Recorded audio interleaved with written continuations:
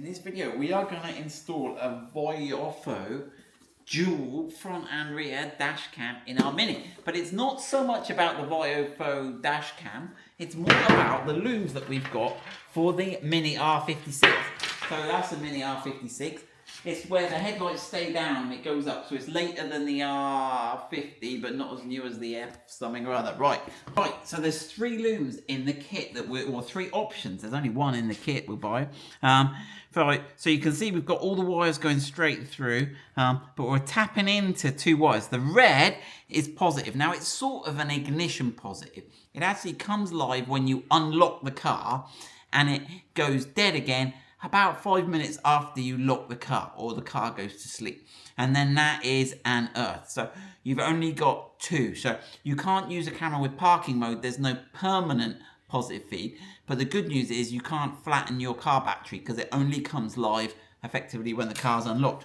Right, so that's that. Now many dash cams now are powered off USB-A. So obviously the car is 12 volts, USB is 5 volts. So that little magic box there is a converter. Note we've got an inline, what are they called? Ferrites, and this is an inductor. This stops noise generated from this going to your car, so electrical noise. So, and it's got an inline fuse here. If you rip the top open, you've got a 2 amp fuse there, which will power up to like 24 watts of USB stuff on the end of that. Right, and then we've also got what is becoming now more popular, now USB-C. Now notice the USB-A is female, but a lot of the USB people have said the device's got the USB plug on it. So that's ready just to plug into the side of the side of your device. So 3 options. Right, in this video, listening, we are using the USB-C. Right, let's get into the car. Right, so we're sat in the car. This is the overhead console. This is what it should look like an aircraft look. So basically now you've got, where's our screwdriver, Lissy? We've got to get in behind here, and this front cover comes off and it's on some sort of clips. Now, mine's been off like 1,000 times. So you can see these orange bits here. That gets that. Now you can get this out of the way, or you can just leave it all connected.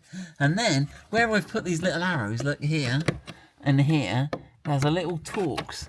Now, those of you with eagle eyes will notice that mine isn't a Torx because we keep dropping them. But actually, 9 times out of 10, one cool feature of this car, when you drop the nuts, they always land in the bucket. This is a design feature. Let's try it. Let's test it. Right, drop it. Oh, did it get in the bucket? It was close to the bucket. Whoever designed that, genius.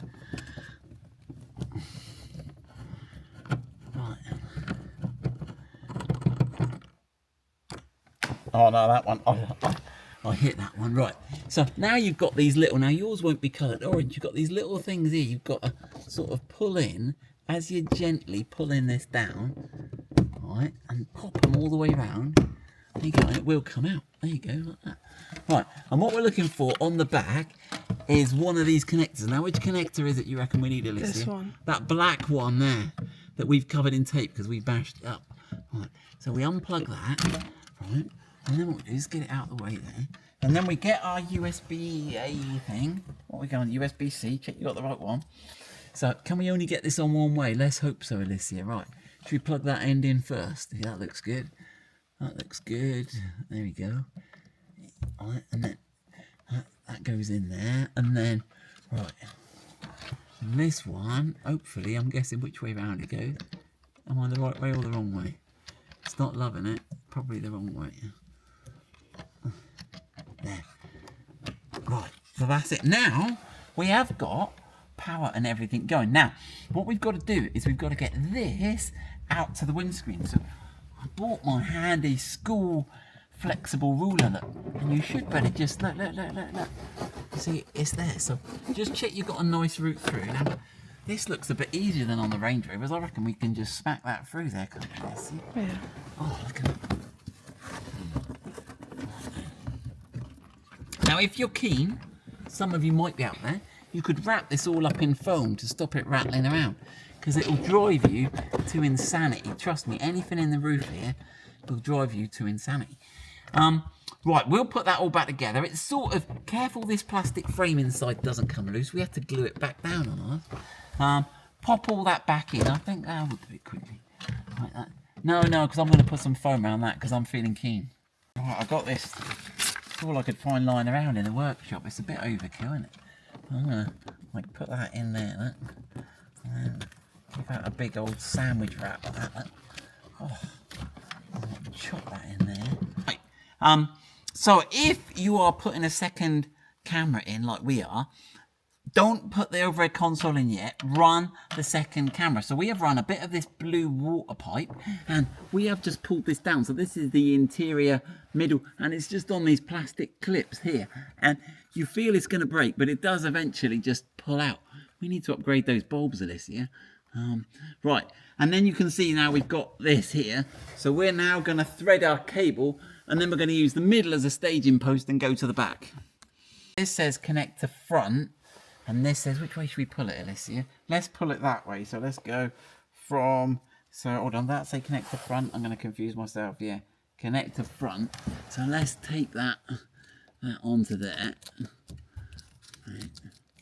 And then pull that back through this way. Oh, he's there. Right, we've done half of it.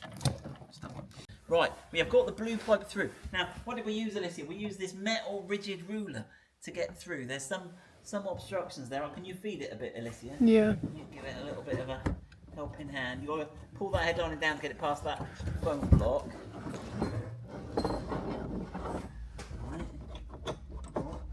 Yeah, we're through. Ta-da!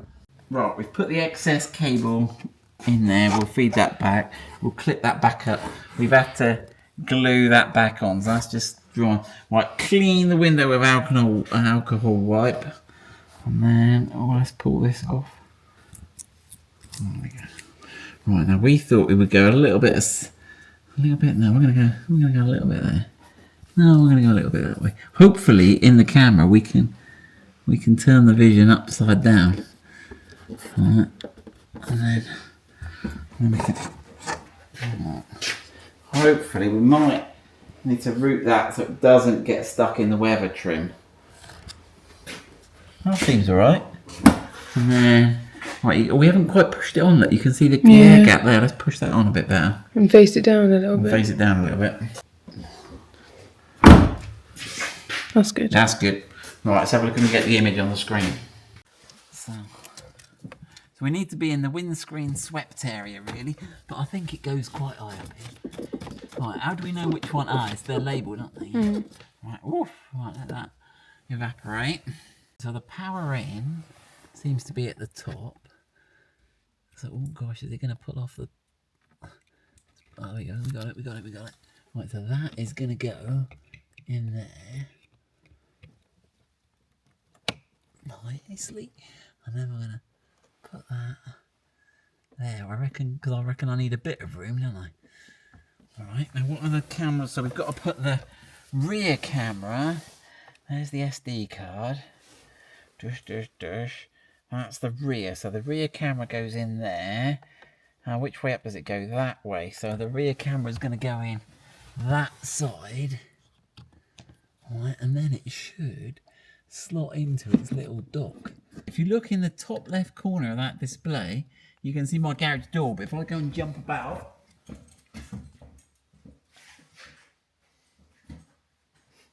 could you see me there, Alicia? Yeah. Yeah. There we go. So that is our Viofo dash cam installed. So we'll get those looms made and we'll put the looms on our website. I think that's an easy and neat way of wiring it in. But there you go. Good luck with your dash cam install.